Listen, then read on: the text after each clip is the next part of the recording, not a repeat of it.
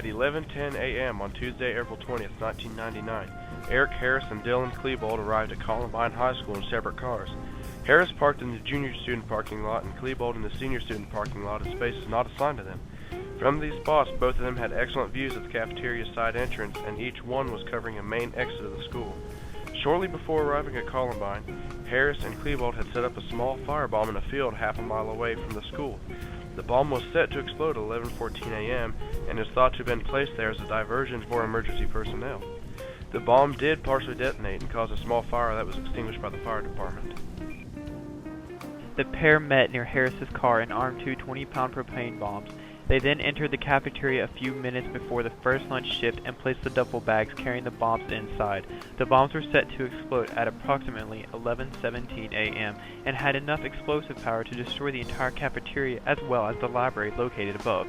Each shooter then returned to his car to wait until the bombs exploded. They intended to open fire on students fleeing the school through the main entrances when the cafeteria bombs detonated. At 11:19, a witness heard Harris give a signal, and at that moment, the gunman opened fire on some nearby students eating lunch. Many rumors swirled regarding the causes of the rampage. But were violent video games the cause?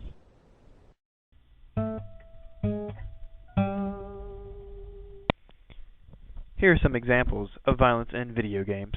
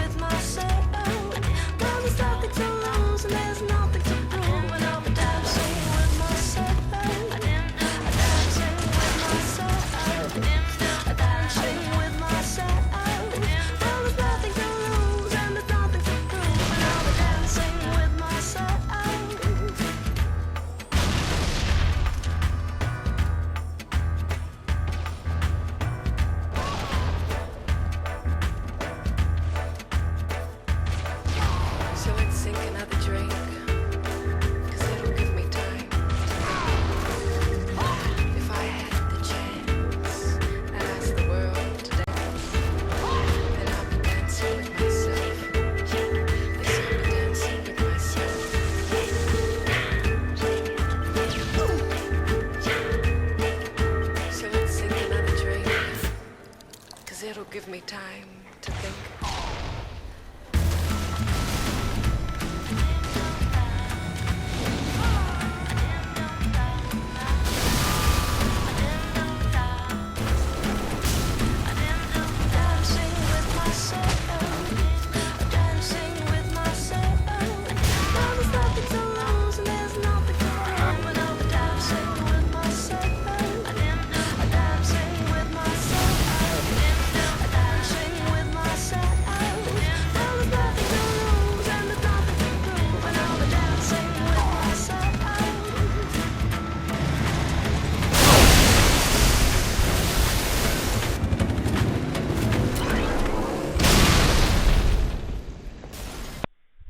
And now for a commercial break.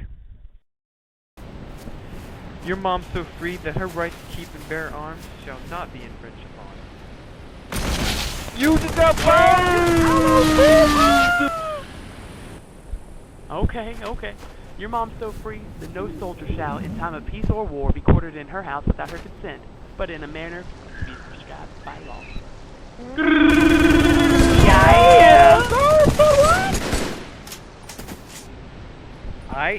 Your mom's so free that Congress will make no law respecting the establishment of religion, or prohibiting her free exercise thereof, or abridging her freedom of speech, or of the press, or of her right to peaceably assemble, or to petition the government for redress of grievances.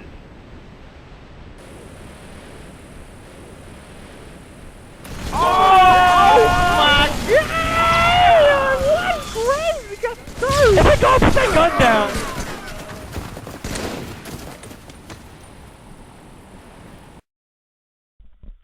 And now back to our feature presentation.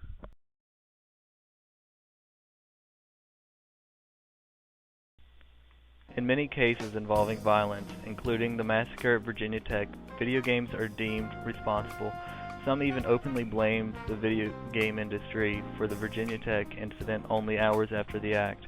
At the time, though, there was no evidence that the gunman even played video games frequently.